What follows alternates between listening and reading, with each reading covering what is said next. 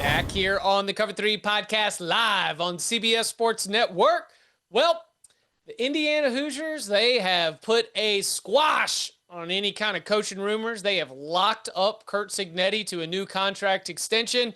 He says he wants to retire a Hoosier. He's happy where he is. So we can at least put that to the side and we can focus on the football. And the football includes a visit from one of the hottest teams in the Big Ten.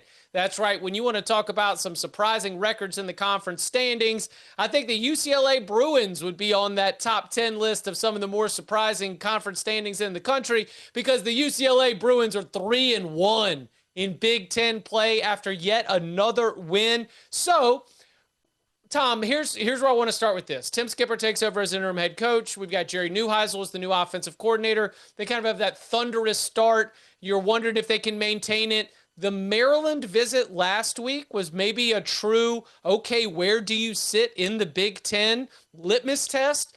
They end up surviving. They end up winning that game by a field goal. What has gone right for UCLA? Because at this point, it's not just everybody else messing up. At this point, UCLA is doing something to play winning football. What have you seen from the Bruins that has contributed to this strong start to conference play?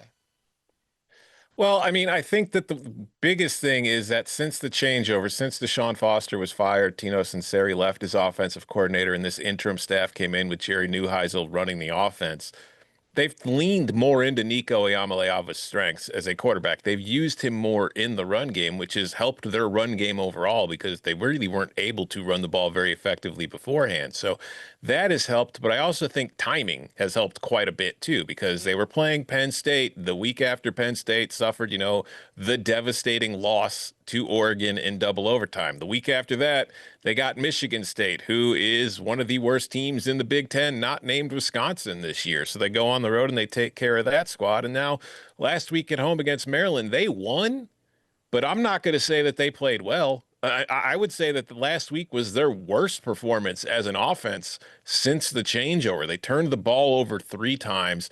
They did not look very good. They weren't really able to protect Nico as well as they had been.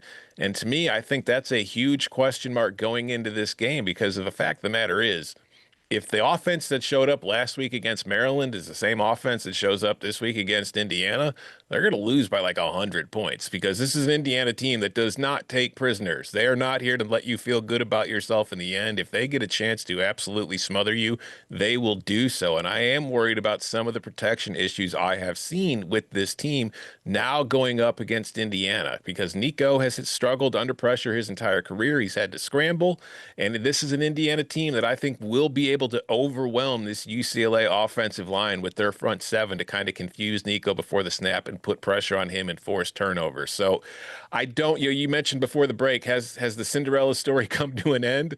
I feel like it started coming to an end last week, and Indiana might slam that book shut on Saturday. Yeah, let's not take away from the incredible turnaround that we've seen from UCLA. That they have done a great job playing to Nico's strengths. A lot of the skill guys are actually healthier now, which helps. So I think we knew that was a team that maybe could put it together with all those skill guys. They had some receiver injuries earlier in the year, and they have a dangerous receiving core now that they're healthy. But I agree with Tom. I mean, if you look at this, they caught Penn State like emotionally flat as can be. Obviously, Penn State fired James Franklin, shortly thereafter that UCLA upset win over Penn State. And they go and they pound Michigan State. But, guys, Michigan State is allowing more than 40 points against Power 4 teams this year. That is not really – yeah, exactly. Yeah. So I'm a little skeptical that they're going to be able to go in and score in the 30s against Indiana. And I think if you're Indiana, you say, hey, we can get 5 or 6 touchdowns on these guys rolling out of bed, just playing our game. Can our defense scheme up a couple protection busts to get Nico sacked, to get him off schedule? Maybe he'll throw us a cookie or two. I think as long as Indiana comes and plays its game, it should win by margin here. But look, Nico is capable of special throws and special plays. So I think if you're Indiana, you're not uneasy about this, but in the back of your mind, all right, we do have to play well, probably, if we want to go ahead and win and impress the committee. And if you're Indiana, it's hammered down. There is a real chance, even if Indiana does not win the Big Ten, that it could get a bye in the playoff. The Big Ten is absolutely set up potentially to have 2 teams getting byes in the college ball playoff. And so if you're Indiana, you got to keep hammering teams to impress the committee.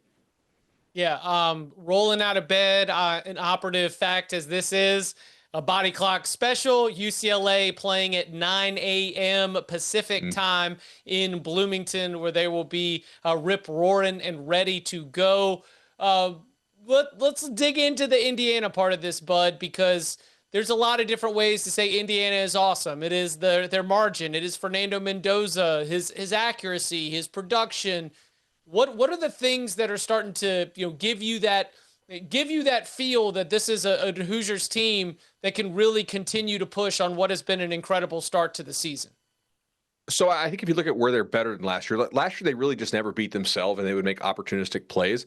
This year they go out and beat people. And I think it's a clearly better team that they seem to have hit on some of the offensive line transfers. Mendoza is like a legitimate first-round prospect at quarterback, and that's a huge upgrade in terms of passing from what they had last season. Surratt is a really nice receiver. Like, that's a guy that's going to get drafted. And Cooper is a pretty darn good number 2 for a top-level college football team. So when you have a guy in Mendoza who has the arm to push the ball all over the field, he gets rid of it pretty quickly, he knows where to go with it, and you have an Indiana defense that plays extremely hard. They have I think they have some NFL talents. They also have some really nice college-style talents that are mixed in. They understand what they're doing defensively within their scheme. I think they create turnovers, honestly, in some ways. I know there's a big luck element to turnovers, but they do scheme it up pretty well, and they really bust your protections. I mean, look what they did to Oregon. Some of that was them winning up front. Some of that was just kind of figuring out Oregon's protection schemes and figuring out where the weak points are and hitting them. Yeah, I think one of the bigger differences in this year's Indiana team is that, if we go back to last year, Curt Cignetti has always been, a very boisterous and bravado kind of confident outward personality since he took the job. Anytime he's had a chance to talk about how great his team is or what they're going to do, he has not been shy about sharing it. It's just we saw last year when Indiana would go up against a better team, that bravado kind of, shrunk away during the game as far as the game plan. Indiana took a more conservative approach in those games because the coaching staff understood that along the lines of scrimmage, we're not Ohio State. We're not Notre Dame. We have to play a different style against these teams if we're going to win those games. This year, they haven't had that same approach. They welcomed a top 10 Illinois team into town, and they were aggressive right from the start. They're like, we can beat these guys. We can beat them up. Then they go on the road against Oregon, and there was no conservative approach in that game either. They're on the road in Autzen Stadium, one of the most difficult places for anybody to play against one of the best teams in the country. And they stepped in there like, we're the better team in this building from the very start and played to that level. So I think just the confidence level from the coaching staff tells you everything you need to know about how the talent level on this roster has shifted from last year, particularly along the lines of scrimmage and at the quarterback position, because Curtis Rourke was a perfectly good JAG plus in cover 3 nomenclature for the Hoosiers last year. Fernando Mendoza is an NFL quarterback, and he's playing like an NFL quarterback on a team that is more talented, and what you're seeing is the results. This team is suddenly number 2 in the country, and they, like Bud said, whether they win the Big Ten or not, they are very much in line for a first-round bye in the playoff, and that's huge. Yeah, very important for fans to remember. We are about to hit college football playoff bracket projection season, college football playoff bracketology, college football playoff bracket predictions, throw it in there for the SEO out there. This year is going to be really, really fascinating to see what they do, because last year it was easy. The selection committee knew that the 4 byes were reserved for the conference champions. But when you looked at the final rankings, those 4 teams, Bud, to your point, were the participants in the SEC championship game and in the Big Ten championship game. Making the conference championship game is going to be the best way to set yourself up for the bye, because this year, unlike last year, it doesn't matter about whether you're a conference champion or a conference runner-up, or heck, maybe you didn't even make the conference title game. If the selection committee decides that you're a top 4 team in their final rankings on that selection Sunday, well, then you're going to get a pass right into the quarterfinals, avoiding that first round of on-campus games. Before we get out of here, let's play the game. Tom, what is your prediction for Indiana's record on the day of the Big Ten championship? 12-0.